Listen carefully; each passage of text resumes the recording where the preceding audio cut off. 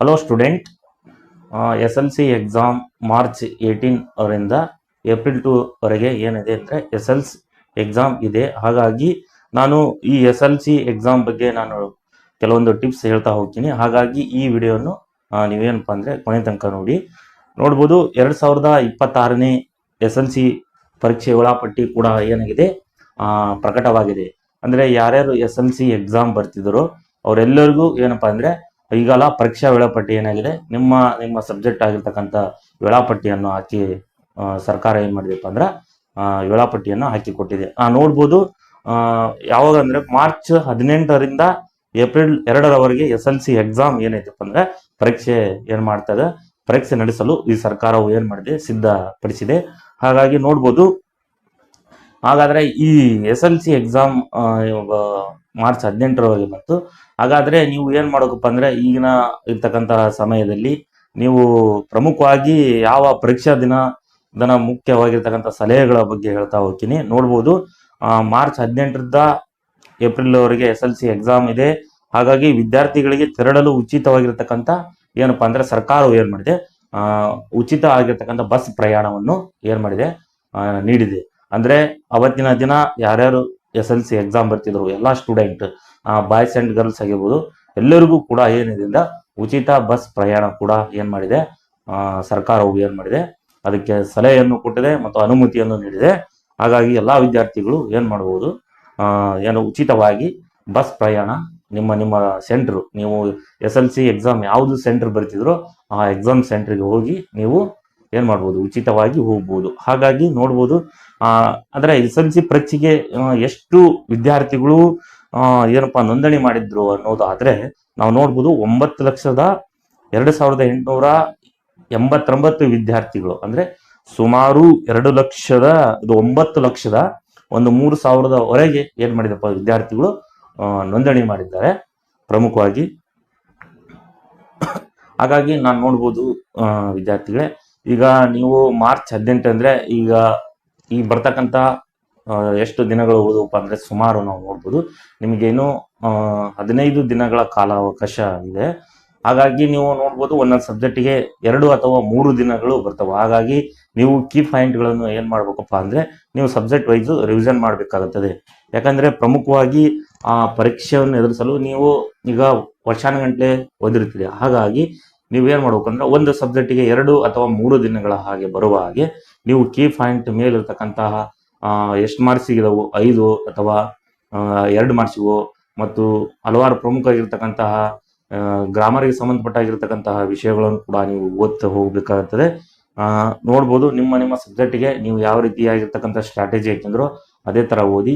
ಹಾಗಾಗಿ ಇಲ್ಲಿ ನೀವೇನ್ ಮಾಡ್ಬೇಕು, 2-3 ದಿನದಲ್ಲಿ ಎಲ್ಲಾ ಸಬ್ಜೆಕ್ಟ್ಗಳನ್ನು ಓದಲು ನಮಗೇನಾಗುತ್ತೆ, ಸಮಯ ಸಿಗುವುದಿಲ್ಲ. ಹಾಗಾಗಿ ನೀವು ಏನು ಈಗಾಗಲೇ ಓದಿದಿರೋ ಪ್ರಯತ್ನ ಯಾವ ರೀತಿ ಆಗಿದೆಯೋ ಅದೇ ಪ್ರಯತ್ನದಲ್ಲಿ ನೀವು ವಿಷಯವಾರು ಸಂಬಂಧಪಟ್ಟಾಗಿರ್ತಕ್ಕಂತಹ ಕೀ ಪಾಯಿಂಟ್ ಇರ್ತಾವಲ್ಲ, ಮೇಲೆ ಮೇನ್ ಪಾಯಿಂಟ್ ಏನಿರ್ತಾವ ಅವನು ಓದಿಕೊಳ್ಳಲು 2 ಅಥವಾ 3 ದಿನ ಸಾಕಾಗುತ್ತೆ. ಹಾಗಾಗಿ ನೀವು ಫಸ್ಟ್ ಪ್ರಮುಖವಾಗಿ ಬೇಕಾಗಿದ್ದು ವಿಷಯವಾರು ಸಂಬಂಧಪಟ್ಟಾಗಿರ್ತಕ್ಕಂಥ ಈಗ ಒಂದು ಕನ್ನಡಕ್ಕೆ ಸಂಬಂಧಪಟ್ಟೋದಾದ್ರೆ ಕನ್ನಡದಲ್ಲಿ ನಿಮ್ಮ ಪಾಠಗಳು ಮುಗಿದ ನಂತರ ಆ ಪಾಠಗಳ ಸಾರಾಂಶವೇನೆಂದು ಫಸ್ಟ್ ತಿಳಿದುಕೊಳ್ಬೇಕು.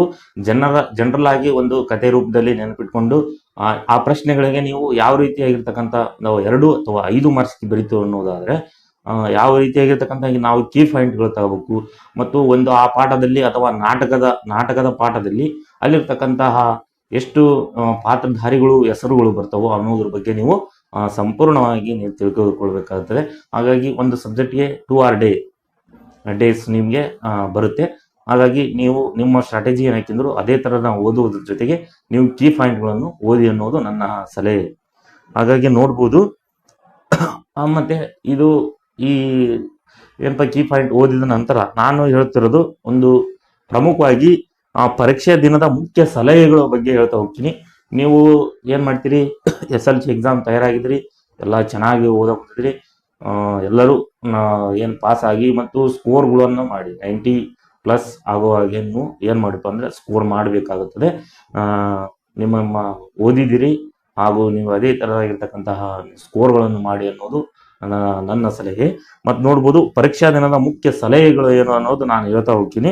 ಒಂದೇದು ನಾಳೆ ಎಕ್ಸಾಮ್ ಇದೆ ಅನ್ನೋದಾದ್ರೆ ನೀವು 1 ಅಥವಾ 2 ದಿನದ ಮುಂಚೆ ನಿಮ್ಮ ಬ್ಯಾಗ್ನಲ್ಲಿ ಏನಪ್ಪ ತಯಾರಿ ಮಾಡ್ಕೊಳ್ಬೇಕು, ಎಕ್ಸಾಮ್ ಸೆಂಟರ್ಗೆ ಹೋಗ್ಬೇಕಾದ್ರೆ ಏನೇನು ಇರಬೇಕು ಅನ್ನೋದ್ರ ಬಗ್ಗೆ ನಾನು ಹೇಳ್ತಾ ಹೋಗ್ತೀನಿ. ಮತ್ತು ಇದು ಅಲ್ಲಿ ಎಕ್ಸಾಮ್ನಲ್ಲಿ ನಿಮ್ಗೆ ಏನು ಅಲಾಟ್ಮೆಂಟ್ ಇರುತ್ತೆ, ಏನು ಅಲಾಟ್ಮೆಂಟ್ ಇರಲ್ಲ, ನಿಮಗೆ ಒಳಗೆ ಎಕ್ಸಾಮ್ ಬರೆಯಕ್ಕೆ ಹೋಗಿ ಏನು ಅಷ್ಟೇ ತೆಗೆದುಕೊಂಡು ಹೋಗ್ಬೇಕು ಅನ್ನೋದ್ರ ಬಗ್ಗೆ ಕೂಡ ನಾನು ಇಲ್ಲಿ ಹೇಳ್ತಾ ಹೋಗ್ತೀನಿ. ನೋಡ್ಬೋದು, ನಿಮ್ಮ ಎಕ್ಸಾಮ್ ಸೆಂಟರ್ಗಳೇ ಬೇಗನೆ ಹೋಗ್ಬೇಕು. ಫಸ್ಟ್ ಬಸ್ ಫ್ರೀ ಇದೆ, ಎಲ್ಲ ರೀತಿಯಾಗಿರ್ತಕ್ಕಂಥ ಫ್ರೀ ಇದೆ ಅನ್ನೋದು ಅನ್ಕೊಂಡು ನೀವು ಏನು ಮಾಡ್ಬೇಕಪ್ಪ ಅಂದರೆ ಎಕ್ಸಾಮ್ 10 ಗಂಟೆ ಅನ್ನೋದಾದರೆ ನೀವು 9:30 10 ಗಂಟೆಗೆ ಬಿಡ್ತೇನೆ ಅಂದರೆ ಅಲ್ಲಿ ಏನಾಗುತ್ತೆ, ನಿಮ್ಮ ಎಕ್ಸಾಮ್ ಸೆಂಟರ್ಗೆ ಲೇಟ್ ಆಗುತ್ತೆ, ಹಾಗೂ ನಿಮ್ಮ ಎಕ್ಸಾಮ್ ಕೂಡ ತೊಂದರೆ ಆಗುತ್ತೆ. ಹಾಗಾಗಿ ನೀವು 1 ಅಲ್ಲ 2 ತಾಸು ಅಡ್ವಾನ್ಸ್ ಹೋದ್ರು ಅಂದರೆ ಬೇಗನೆ ಹೋದ್ರು ಪರವಾಗಿಲ್ಲ, ನೀವೇನು ಮಾಡಬೇಕು, ನಿಮ್ಮ ಎಕ್ಸಾಮ್ ಸೆಂಟರ್ಗಳಿಗೆ ಏನು ಮಾಡಬೇಕು ಅಂದರೆ ಬೇಗನೆ ಹೋಗಬೇಕಾಗುತ್ತದೆ. ಹಾಗಾಗಿ ಇದು ನನ್ನ ಸಲಹೆ ಆಗುತ್ತೆ ಪ್ರಥಮವಾಗಿ. ಮತ್ತು ನಿಮ್ಮ ಹಾಲ್ ಟಿಕೆಟ್ ಸರಿಯಾಗಿ ಚೆಕ್ ಮಾಡಿ ಇಟ್ಕೊಂಡು ಹೋಗಬೇಕು. ಎರಡನೇ ನಾನು ಏನು ಹೇಳಪ್ಪ ಅಂದ್ರೆ ಸಲಹೆ, ನಿಮ್ಮ ಹಾಲ್ ಟಿಕೆಟ್ ಅಂದರೆ ಎಕ್ಸಾಮ್ ಬರೀತಕ್ಕಂತಹ ನಿಮ್ದು ಏನು ಒಂದು ಆಧಾರವಾಗಿರ್ತಕ್ಕಂತಹ ಎಕ್ಸಾಮ್ಗೆ ಸಂಬಂಧಪಟ್ಟದ್ದು ಹಾಲ್ ಟಿಕೆಟ್ ಇದು, ಅದನ್ನು ಏನು ಮಾಡಬೇಕಪ್ಪ ನೋಡಿಕೊಳ್ಬೇಕು. ನಿಮ್ಮ ಹೆಸರು ಸರಿಯಾಗಿದೆಯೋ, ಆಗ ನಿಮ್ಮ ಶಾಲೆ ವತಿಯಿಂದ ಕೊಡ್ತಕ್ಕಂತಹ ಹಾಲ್ ಟಿಕೆಟನ್ನು ಸರಿಯಾಗಿ ಚೆಕ್ ಮಾಡಿಕೊಂಡು ಏನು ಮಾಡಬೇಕು, ನಿಮ್ಮ ಎಕ್ಸಾಮ್ ಸೆಂಟರ್ಗೆ ಹೋಗಲು ತಯಾರಿ ಮಾಡಿಕೊಂಡು ರೆಡಿಯಾಗಿ ಇಟ್ಕೊಂಡಿರ್ಬೇಕು. ಹಾಗಾಗಿ ನೋಡ್ಬೋದು. ಮತ್ತೆ ನೆಕ್ಸ್ಟ್, ನೀವು ಬರೆಯುವ ಪೆನ್ ಬ್ಲೂ ಆರ್ ಬ್ಲಾಕ್ ಮಾತ್ರ, ಅಲ್ಲಿ ರೆಡ್ ಪೆನ್ ಅಲೋ ಇರುವುದಿಲ್ಲ. ನೋಡ್ಬೋದು, ನೀವು ಎಕ್ಸಾಮ್ ಸೆಂಟರ್ನಲ್ಲಿ ಒಂದು ಪ್ರಮುಖವಾಗಿರ್ತಕ್ಕಂಥ ಎದುರಿಸ್ತಕ್ಕಂತಹ ಒಂದು ಮಾನಸಿಕವಾದ ತೊಂದರೆ ಏನಪ್ಪಾ ಅಂದ್ರೆ, ಸರ್ ನಾವು ಪೆನ್ ಯಾವ್ದು ಒಯ್ಬೋದು, ಕಲರ್ ಪೆನ್ ಆಗಿರ್ತಕ್ಕಂತಹ ಪೆನ್ ಒಯ್ಬೋದಾ ಅನ್ನೋದು ಪ್ರಶ್ನೆ ಯಾರು ವಿದ್ಯಾರ್ಥಿಗಳಿಂದ. ನಾನು ಹೇಳ್ತೀನಿ, ರೆಡ್ ಪೆನ್ ಅಲೋ ಇಲ್ಲ. ನೀವು ರೆಡ್ ಪೆನ್ ತಗೊಂಡು ಹೋಗಿದ್ದ ಕರೆ ಆತಂದ್ರೆ ನೀವು ಫೇಲ್ ಆಗುವುದು ಖಂಡಿತ ಅಂತ ನಾನು ಹೇಳ್ತೀನಿ. ಸೊ ಅದಕ್ಕೆ ಏನಪ್ಪ ಅಂದ್ರೆ ಬ್ಲೂ ಆರ್ ಬ್ಲ್ಯಾಕ್ ಪೆನ್ ಅಷ್ಟೇ, ರೆಡ್ ಪೆನ್ ಯೂಸ್ ಮಾಡಂಗಿಲ್ಲ. ಬ್ಲ್ಯಾಕ್ ಪೆನ್ ಅರ್ಧ, ಬ್ಲೂ ಆಗಿರ್ತಕ್ಕಂಥ ಪೆನ್ ಅರ್ಧನೋ, ಅದನ್ನು ಕೂಡ ನೀವೇನು ಮಾಡ್ಬೋದು, ಇದಕ್ಕೊಂದು ಆನ್ಸರು ಅದಕ್ಕೊಂದು ಆನ್ಸರು ಅನ್ನೋದು ಬರೆಯೋದಿಲ್ಲ. ಯಾಕಂದ್ರೆ ಅದು ಕೂಡ ತಪ್ಪಾಗತ್ತೆ. ಅದು ಏನಪ್ಪ, ನಿಮ್ಮ ರೂಮ್ ಆಗಿರ್ತಕ್ಕಂಥ ಎಕ್ಸಾಮ್ ಸೂಪರ್ವೈಸರ್ ವತಿಯಿಂದ ಇವು ಪೆನ್ ಕೂಡ ಒಂದೇ ಪೆನ್ನನ್ನು ಚೇಂಜ್ ಮಾಡಿದಾಗ ಕೂಡ ಅಲ್ಲಿ ಸೈನ್ ಮಾಡಿಸ್ಬೇಕು ಒಂದು ಸಂದರ್ಭ ಇರುತ್ತೆ. ಸೊ ಅದಕ್ಕಾಗಿ ಹೇಳೋದು, ಒಂದೇ ತರದಾಗಿರ್ತಕ್ಕಂಥ ಪೆನ್ನನ್ನು ಯೂಸ್ ಮಾಡಿ. ಬ್ಲೂ ಮಾಡ್ತೀರಾ, ಎಲ್ಲ ಎಕ್ಸಾಮ್ ಮುಗಿಯುತ್ತೋ ಒಂದೇ ಬ್ಲೂ ಅನ್ನು ಯೂಸ್ ಪೆನ್ ಮಾಡಿ. ಬ್ಲ್ಯಾಕ್ ಮಾಡ್ತೀರಾ, ಆ ಎಕ್ಸಾಮ್ ಮುಗಿಯೋ ತನಕ ಕೂಡ ಒಂದೇ ಆಗಿರ್ತಕ್ಕಂಥ ಪೆನ್ ಯೂಸ್ ಮಾಡಿ. ಬ್ಲ್ಯಾಕ್ ಆರ್ ಬ್ಲೂ ಪೆನ್ ಒಂದು ಎಕ್ಸಾಮ್ಗೆ ಒಯ್ಬೇಕಾಗತ್ತೆ. ಮತ್ತು ನೋ ಎಲೆಕ್ಟ್ರಾನಿಕ್ ಆಗಿರ್ತಕ್ಕಂಥದ್ದು ಅಂದ್ರೆ ಅಲ್ಲಿ ಎಲೆಕ್ಟ್ರಾನಿಕ್ ವಸ್ತುಗಳನ್ನು ಒಯ್ಯೋದಿಲ್ಲ ಎಕ್ಸಾಮ್ನಲ್ಲಿ. ಉದಾಹರಣೆ ಹೇಳ್ಬೇಕಂದ್ರೆ ಫೋನ್ ಆಗಿರ್ಬೋದು, ಸ್ಮಾರ್ಟ್ ವಾಚ್ ಆಗಿರ್ಬೋದು, ಸ್ಮಾರ್ಟ್ ವಾಚ್ ಅಂಡ್ ಕ್ಯಾಲ್ಕುಲೇಟರ್ ಕೂಡ ಒಯ್ಯೋದಿಲ್ಲ. ಅಲ್ಲಿರ್ತಕ್ಕಂಥ ಏನಪ್ಪ ಅಂದ್ರೆ ಎಲೆಕ್ಟ್ರಾನಿಕ್ ಆಗಿರ್ತಕ್ಕಂಥ ವಾಚಸ್ ಆಗಿರ್ಬೋದು, ಕ್ಯಾಲ್ಕುಲೇಟರ್ ಆಗಿರ್ಬೋದು, ಪ್ರಮುಖವಾಗಿ ಫೋನ್, ನಾವು ಅಲ್ಲಿ ದೂರಿದ್ದ ಬಂದೇನೆ ನಾನು ಫೋನ್ ಒಳಗೆ ಇಟ್ಕೋಬೇಕು ಆಗಿರ್ಬೋದು, ಇಂಥ ಎಲ್ಲವೂ ಅಲ್ಲಿ ಏನಾಗ್ತವೆ, SLC ಎಕ್ಸಾಮ್ ಕರ್ನಾಟಕ ನಡೆಸಿರ್ತಕ್ಕಂಥ SLC ಎಕ್ಸಾಮ್ನಲ್ಲಿ ಅಲ್ಲಿ ಅಲೌಟ್ ಇರೋದಿಲ್ಲ ಯಾವುದೇ ಎಕ್ಸಾಮ್. ಓನ್ಲಿ ಏನಪ್ಪ ಅಂದ್ರೆ ಹಾಲ್ ಟಿಕೆಟ್ ಪ್ಲಸ್ ಪೆನ್, ನಿಮಗೆ ಸಂಬಂಧಪಟ್ಟಾಗಿರ್ತಕ್ಕಂಥ ಆಧಾರ ಏನಾದ್ರು ಐಡೆಂಟಿ ಕಾರ್ಡ್ ತೋರಿಸ್ಬೋದು. ಅವನ್ ಬಿಟ್ರೆ ಯಾವುದೇ ರೀತಿಯಾಗಿರ್ತಕ್ಕಂಥ ಅಲ್ಲಿ ಅಲೋ ಇರೋದಿಲ್ಲ ಅಂತ ನಾನು ಹೇಳ್ತೀನಿ. ನೆಕ್ಸ್ಟ್, ಫಸ್ಟ್ ಆತ ಎಲ್ಲ ಕೊಟ್ಟರು.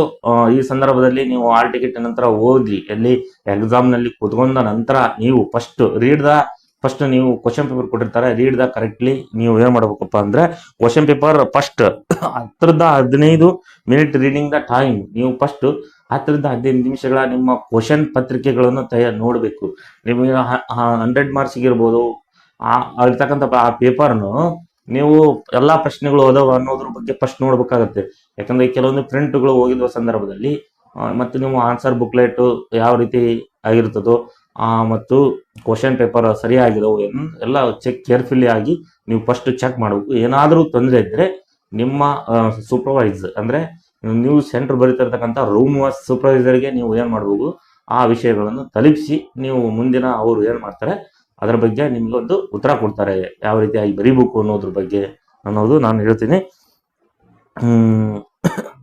ಫಸ್ಟ್ ಅದ ನಂತರ ಕೊಟ್ಟ ನಂತರ ನೀವೆಲ್ಲ ಚೆಕ್ ಮಾಡ್ಕೊಂಡ್ರಿ, ಪ್ರಶ್ನೆಗಳು ಸರಿಯಾಗಿದ್ವು. ಫಸ್ಟ್ ನಾನೇನು ಹೇಳಪ್ಪ ಅಂದ್ರೆ ಅತಿ ಈಸಿ ಆಗಿರ್ತಕ್ಕಂಥ ಸರಳವಾಗಿರ್ತಕ್ಕಂಥ ಅಲ್ಲಿರ್ತಕ್ಕಂಥ ಪ್ರಶ್ನೆಗಳನ್ನೇ ಫಸ್ಟ್ ನೀವೇನ್ ಮಾಡ್ಬೇಕು ಅಂದ್ರೆ ಉತ್ತರಿಸಬೇಕು ಅಂದ್ರೆ ಆನ್ಸರ್ ಕೊಡ್ಬೇಕು ಫಸ್ಟ್, ಅತಿ ಸರಳವಾಗಿತ್ತು. ಆಮೇಲೆ ನಿಮಗೆ ಕೊನೆಯದಾಗಿ ಟೈಮ್ ಇರ್ತತ್ತಲ್ಲ, ಆ ಟೈಮ್ ನಂತರ ನೀವು ಟಫ್ ಆಗಿರ್ತಕ್ಕಂತಹ ಪ್ರಶ್ನೆಗಳನ್ನು ತೆಗೆದುಕೊಂಡು ಏನ್ ಮಾಡಬೇಕು, ಆಮೇಲೆ ಆನ್ಸರ್ ಮಾಡ್ತಾ ಹೋಗ್ಬೇಕು. ಫಸ್ಟ್ ಈಸಿ ಆಗಿರ್ತಕ್ಕಂಥ ಕ್ವಶನ್ ನೀವು ಬರೆದ್ರೆ ನಿಮಗೆ ಮಾರ್ಕ್ಸ್ಗಳು ಏನಾಗ್ತಾವು ಕೌಂಟ್ ಆಗ್ತಾ ಹೋಗ್ತವು. ಹಾಗಾಗಿ ಇದು SLC ನಾನು ಹೇಳ್ತಿರ್ತಕ್ಕಂಥ ಪ್ರಮುಖವಾಗಿರ್ತಕ್ಕಂತಹ ಸಲಹೆ ಅಂತ ಹೇಳ್ತೀನಿ. ಹಾಗಾಗಿ ಯಾರ್ಯಾರು SLC ವಿದ್ಯಾರ್ಥಿಗಳಿದ್ರು ಅವರು ಗಮನದಲ್ಲಿಟ್ಕೊಳ್ಬೇಕು ಇವನ್ನೆಲ್ಲ. ಹಾಲ್ ಟಿಕೆಟ್ ಆಗಿರ್ಬೋದು, ನಾಳೆ ಎಕ್ಸಾಮ್ ಐತಂದ್ರೆ ಇವತ್ತು ಆಲ್ರೆಡಿ ನಿಮ್ಮ ಒಂದು ಏನಪ್ಪ ಬ್ಯಾಗ್ನಲ್ಲಿ ರೆಡಿ ಆಗಿರ್ತಕ್ಕಂಥ ಇವು ಏನಪ್ಪ ನಾನು ಹೇಳಿರ್ತಕ್ಕಂಥ ಹಾಲ್ ಟಿಕೆಟ್ ಪೆನ್ಸ್ ಪ್ರಮುಖವಾಗಿ ಇರ್ತಕ್ಕಂಥದ್ದು. ಯಾವುದೇ ಎಲೆಕ್ಟ್ರಾನಿಕ್ಸ್ಗಳಿದ್ದು ನಿಮ್ಮ ಬ್ಯಾಗ್ನಲ್ಲಿ ಇರ್ಬೋದು, ಬಟ್ ಎಕ್ಸಾಮ್ ಸೆಂಟರ್ನಲ್ಲಿ ಅಲ್ಲಿ ಹೊರಗೆ ಇಟ್ಟು ನೀವು ಎಕ್ಸಾಮ್ ಬರಿಬೇಕಾಗುವ ಅಲ್ಲಿ ಸಂದರ್ಭ ಬರುತ್ತೆ. ಹಾಗಾಗಿ ನಿಮ್ಮ ಎಕ್ಸಾಮ್ ಏನಾಗಿರುತ್ತೆ, ನೀವು ಬರೆಯೋ ಒಂದು ಕೈಯಲ್ಲಿ ಪೆನ್ನು, ಒಂದು ಆಯ್ದ ಮತ್ತು ಒಂದು ಹಾಲ್ ಟಿಕೆಟ್ ಬಿಟ್ಟರೆ ಯಾವುದೇ ರೀತಿಯಾಗಿರ್ತಕ್ಕಂಥ ವಸ್ತುಗಳನ್ನು ಒಯ್ಯುವುದಿಲ್ಲ. ಇದು ಏನಪ್ಪ ಅಂದರೆ ಪರೀಕ್ಷಾ ದಿನದ ಮುಖ್ಯವಾಗಿರ್ತಕ್ಕಂತಹ ನಾನು ಸಲಹೆಗಳನ್ನು ಕೊಟ್ಟಿದ್ದೀನಿ. ಎಲ್ಲರೂ ಯಾವ ವಿದ್ಯಾರ್ಥಿಗಳಾದ್ರೂ ಎಲ್ಲರೂ ಸ್ಕೋರ್ ಮಾಡಿ ಅತಿ ಹೆಚ್ಚಿನ ಅಂಕಗಳನ್ನು 90ಕ್ಕಿಂತ ಹೆಚ್ಚಿನ ಅಂಕಗಳನ್ನು ತೆಗೆದುಕೊಳ್ಳಿ, ಎಲ್ಲರೂ ಪಾಸ್ ಆಗಿ ಅಂತ ಹೇಳಿ ನಾನೇನು ಮಾಡ್ತೀನಪ್ಪ ಅಂದ್ರೆ. ಹಾಗಾಗಿ ಈ ಮುಂದೆ ಏನಪ್ಪ SLCಗೆ ಸಂಬಂಧಪಟ್ಟಾಗಿರ್ತಕ್ಕಂಥ ವಿಡಿಯೋಗಳಾಗಿರ್ಬೋದು, ಮತ್ತು SLC ಪಾಸ್ ಆದ ನಂತರ PUCಗೆ ಅಂದರೆ PUC ಹಂತದಲ್ಲಿ ಯಾವ ರೀತಿಯಾಗಿರ್ತಕ್ಕಂಥ ಕೋರ್ಸ್ಗಳು ಬರ್ತೇವೆ ಅನ್ನೋದ್ರ ಬಗ್ಗೆ ಮುಂದಿನ ವಿಡಿಯೋದಲ್ಲಿ ನಾನು ಹೇಳ್ತಾ ಹೋಗ್ತೀನಿ. ಹಾಗಾಗಿ ಎಲ್ಲ ವಿದ್ಯಾರ್ಥಿಗಳು ಆಗಿರ್ಬೋದು ಏನಪ್ಪ ಅಂದರೆ ಈ ಚಾನಲನ್ನು ಸಬ್ಸ್ಕ್ರೈಬ್ ಮಾಡಿ. ಧನ್ಯವಾದಗಳು.